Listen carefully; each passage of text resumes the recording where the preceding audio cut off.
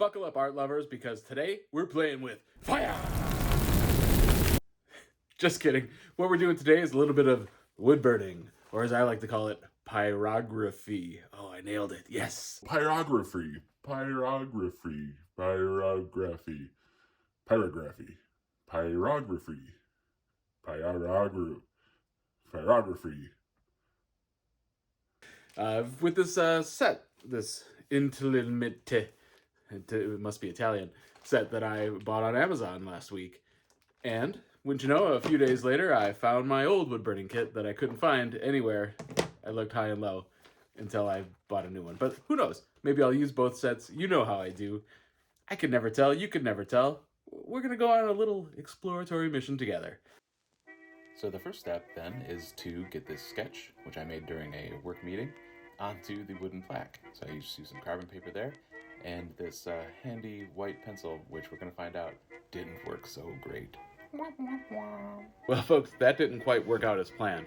What had happened was, when I sat down to draw, I didn't have an actual pencil with me, so I just grabbed the closest thing, and it was that white colored pencil. So I used that for the transfer, and either it wasn't good enough or the transfer paper was old. But the transfer to the plaque, how many times can I say transfer? The transfer to the plaque from the sketch isn't great, so I'm just gonna hand draw it. Alright, now we're at it, old school, just tracing this baby on with a pencil. I kind of like how the original sketch looks better, but this will work for now, and I'm not at all mad about how it all turned out.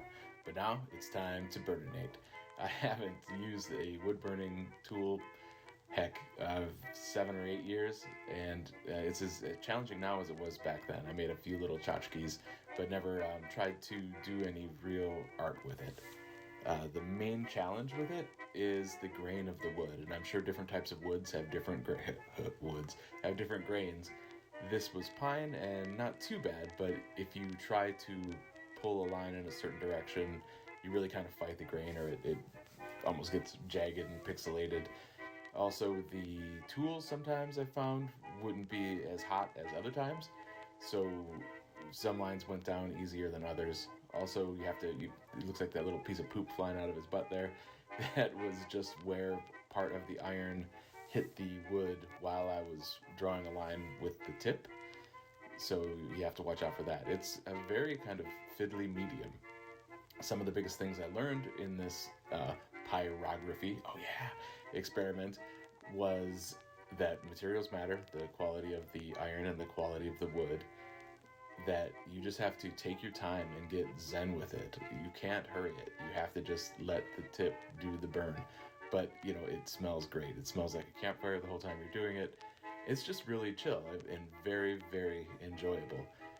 And then finally, probably the main lesson I learned was, if you want to change your tips, make that decision before you start heating the iron. I've got that needle tip on there now, but I originally had a kind of a thicker one on there, and I thought, oh no, that needle one is what we need. And the iron was a little too hot when I tried to change it, and I burned my little crispy little finger. But you know what? Art is suffering. I've suffered just for you folks. So this is coming along nicely, and we're going to hit it with some color here in just a second.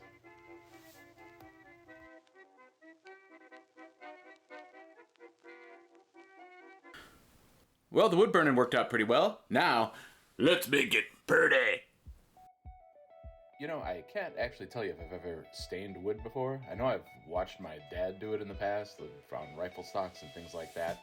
So in my mind, I'm like, you gotta use a rag, you wipe it in there, and immediately I dribbled a bunch of crap all up into the sky. So it was not great. I was getting just more stain into the cloth than I was onto the wood. It was taking forever. So I resorted to a brush. I'm a painter. Hey, why don't you just paint with a brush? So I did that. And here, I thought, as long as we got the wood stain going, let's do his fur also. So there you go. Now, how are we going to get rid of those big, ugly freaking stains? Well, a Dremel tool, that's how. So I fired this bad boy up, and the head flew off a couple times.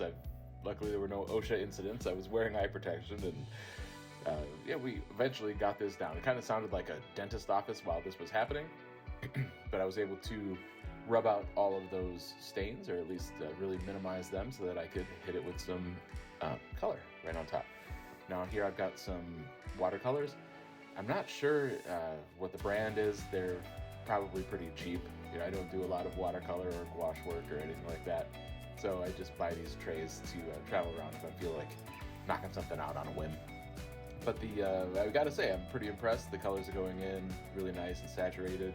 Sorry, I've been watching a lot of Ink Master.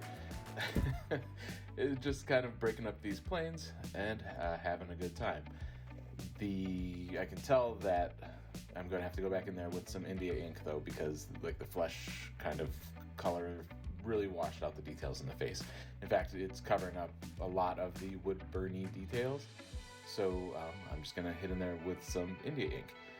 Now, the funny thing about this is I was drawing for maybe 5 minutes and thought, hey, you should make sure that the camera's recording. Guess what, kids? It's a new camera, and yeah, it wasn't recording.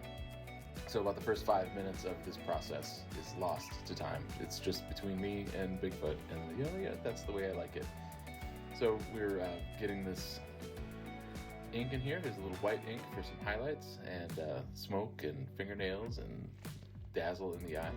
And then I thought I would go in there and maybe get a little bit more layered color in. So I've got this yellow India ink just going in. I think it's the P.H. Martin probably brand.